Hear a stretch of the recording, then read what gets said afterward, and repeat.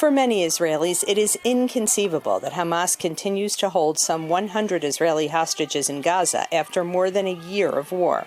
Like many of the hostages' relatives, Yarden Gonen has worked desperately day and night, traveling all over the world to make sure the plight of her sister and the other hostages kidnapped by Hamas in the October 7, 2023 attack would not be forgotten. We're not just feeling violated by the fact that terrorists invaded Israel and murdered so many people and kidnapped so many others. We also feel abandoned. I mean, how come the world believes a terror organization narrative more than an innocent people? Israeli protests demanding a ceasefire deal to release the hostages grew in size and intensity during 2024.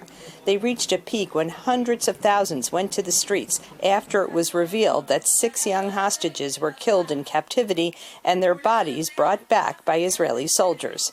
Gil Dickman is the cousin of one of those hostages, Carmel Gat. He says the protests show the wide gap between the will of the Israeli people and what he sees as the politically motivated actions of the government. Most of Israelis want the hostages to come home, and they're willing to pay the prices. The government, the leadership, they'd rather keep this war going forever and not end this war, even if it means that the hostages will stay in captivity.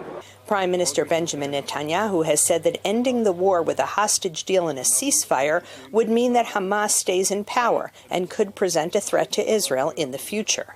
As a tenuous ceasefire between Israel and Hezbollah in South Lebanon took hold late in 2024, many hope that a deal with Hamas that would end the war and free the hostages could be next.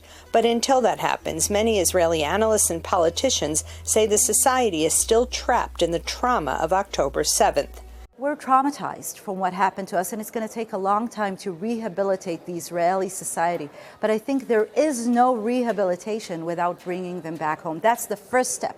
Once they're here, we will have all the opportunity to take care of them and take care of the Israeli society. A recently released Hamas propaganda video shows Israeli-American hostage Idan Alexander pleading for U.S. President-elect Donald Trump to help secure his freedom. Trump has warned that there will be, quote, all hell to pay if the hostages are not released before he takes office in January. When and if that happens, Israeli society will have a long road of healing ahead.